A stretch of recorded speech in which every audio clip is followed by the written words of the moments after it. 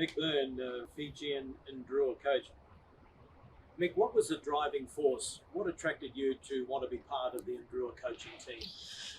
I think for me, when you look at the opportunity to coach this team, it was very exciting. I think you talk about what they've shown you in the past. I've coached against them. I've coached with Fijian players, and just their attitude to the game, the way they respect the game, the way they play it in the spirit of the game.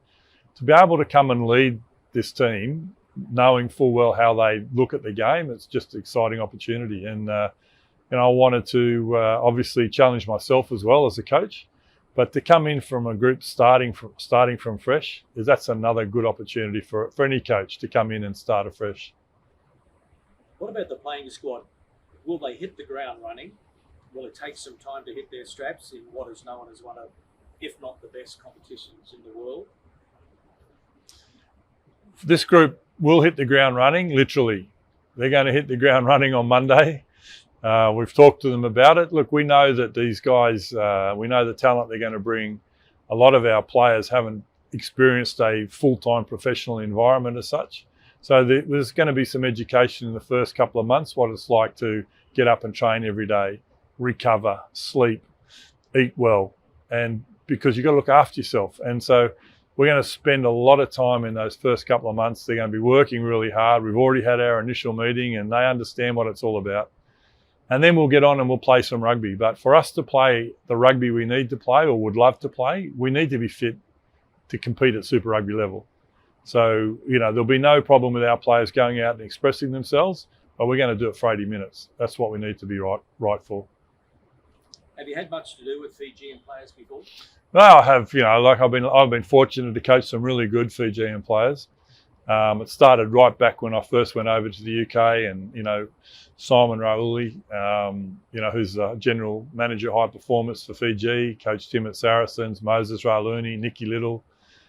So I got to experience how they looked at the game, and what I really understood then was even though they look like they play with abandon, they're actually very, very professional about the game and they're very knowledgeable about the game. So you've got to be careful that you don't just think that because of the way they play, they just play without any concept. They are very, very seriously professional in the way they look at the game. So, and then of course, you worked around in New Zealand. There's been some magnificent Fiji players in New Zealand, and then you come to Australia, and you sidle up alongside Samu Karevi, and then Marika and Tavita Kurandrani. I don't want to start naming them because I'll forget someone, but at the end of the day, there's some great players and they are passionate about the game. And it's up to us as coaches to ensure that passion is married up with the professionalism we need to bring.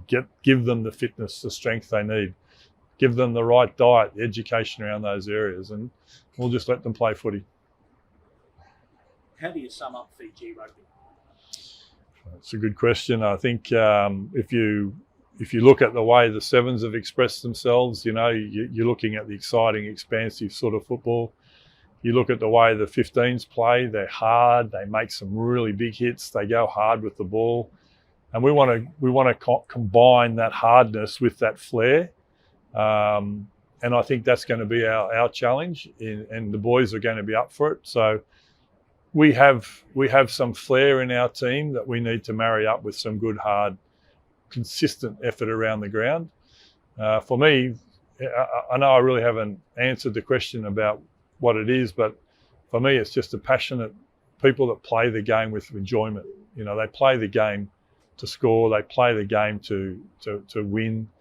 There's no negativity about them and the way they do things. So, it's a positive brand of rugby, really. The Drua won't be favourites in year one, but gee, this is a great opportunity for coaches and players alike, isn't it? Clarkie, at the end of the day, I don't know too many competitions where you can legitimately say you're a chance in your first year of making the finals. We've got a team, there's 12-team competition and 8 teams are going to make the finals. So you've got to seriously say, we're going after a final spot. If you join a competition and there's 16 teams and only the top 5 go into it, and Super Rugby is one of the best in the world, how do you compete with the top 5 teams in your first year? But we're competing with 8 of the 12. We've got to be better than 9, 10, 11 and 12 to make the finals.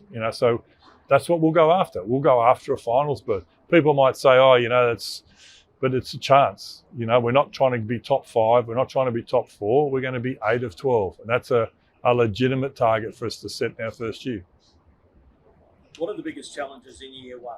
You're all living away from home, playing all but a couple of matches away from home maybe, while trying to perform week in and week out in an elite tournament.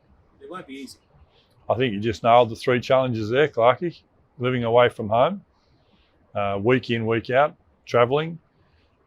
They're our big ones. Living away from home is going to be a challenge.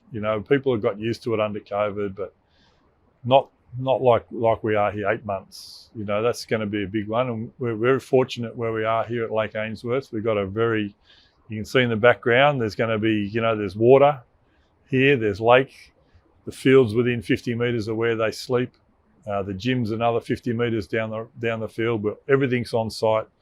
It's fantastic for us. So, that side of things, living away from home, is a big challenge, but it's going to be enjoyable here. It's not going to be a chore. We don't have to get on a bus and travel to training. We don't have to get on a bus to come back, and that's going to be great. The environment here is but the first year, for our players that are getting used to getting up every day and getting back into the professional work ethic, the fact we're in-house, we're going to be able to help them, educate them. That means we don't have to do a lot at one time. We can do little bits often and ease them into the professionalism of it. And we're really looking forward to that over the next 3 months. Where does this challenge sit compared to other coaching jobs you've had? Oh, it's just a big challenge. This challenge here is, the other some of the roles I've had in the past, you're working with world-class players and you're trying to squeeze that last 10, 15, 20% of performance out of them that'll help you go on and win a World Cup or help you go on and win titles. Here, the big challenge here is for us to come together as a group in a short period of time, get everyone on the same page about the way we want to play, and our education and understanding of our game plan is going to be the challenge, because we need to make sure that our players can express themselves without thinking. And so our challenge is going to be over the first couple of months to help them understand our game plan, get real good clarity around that, and then just go out and express themselves. And just a word about your assistants. You've got Brad, you've got Jacko, and you've got Simon. Yeah, awesome. I've known both Simon and Jacko now for close to 20 years. I was fortunate enough to coach both of them in their rights. And Simon was one of the most physical players I've ever coached, and just a brutally honest guy. And Jacko was one of the cleverest players I coached. And both those guys playing at Saracens at the same time was an awesome combination. And Brad brings to our group an experience with the Fiji Drua and the Sevens team, so he brings a real good understanding of the cultural piece for me. It's helping me understand where I need to go and what I need to do. But also, his professionalism and the way he views the game and his experience, from international coaching right through from his days in Canberra up to here and Georgia, etc. There's a wide experience there. So, of course, and Simon's just going to be able to, talk about what it feels like, not what it should be or what it looks like. He's going to be able to tell the forwards what it feels like to be this sort of player. And he's a very professional guy, very clever around his craft as well. So we've got a good group here, and we're all excited for it because we're all getting a crack at Super Rugby here in a new role for all of us. So it's an exciting time. And finally, what's your message to the Fijian and Drua fans? Keep your expectations high, because we've got good expectations. Obviously, people would say, "Oh, be patient," etc. Well, look, yeah, that's okay. Be patient, but understand that we'll be doing everything we can to when we go out there first up to go towards meeting your expectations of what this team will be. So, our expectations are going to be high, and we'll be making sure you're proud of our team and proud of your team. And when we get an opportunity to come home to Fiji and get you into the grounds and watch us, you'll be proud to watch your team. All the best. Thanks, Clarkie.